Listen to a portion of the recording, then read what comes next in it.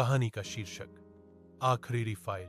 अरुण एक ईमानदार सरकारी कर्मचारी था जिसकी पोस्टिंग मध्य प्रदेश के एक सुदूर जंगलों से घिरे छोटे से कस्बे में हुई थी। उसका काम था जमीन के रिकॉर्ड और फाइलों को देखना, कागजों का ऐसा जाल जिसमें कई बार जिंदगी भी उलझ जाती है।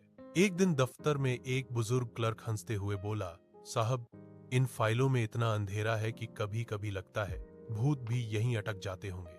अरुण ने मजाक समझकर बात टाल दी, लेकिन उसी रात जब वो सरकारी क्वार्टर्स की तरफ लौट रहा था तो अंधेरी सड़क पर अचानक ठंडी हवा चली।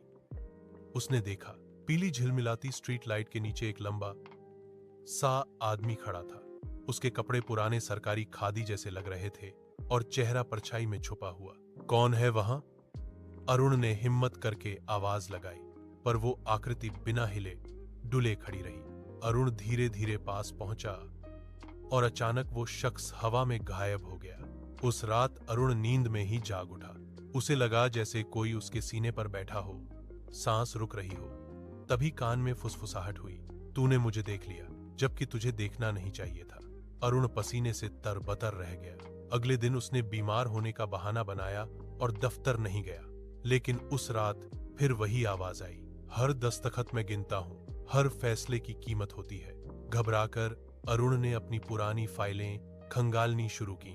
तभी एक फाइल नजर आई जिस पर लिखा था अनधिकृत जमीन का बंटवारा। वो फाइल जैसे जानबूझकर दबा दी गई थी। जांच करने पर पता चला कि एक गरीब किसान की जमीन गलत तरीके से हड़प ली गई थी और कुछ ही दिनों बाद वह किसान रहस्यमय तरीके से गायब हो गया था। अब अरुण को समझ आया, वो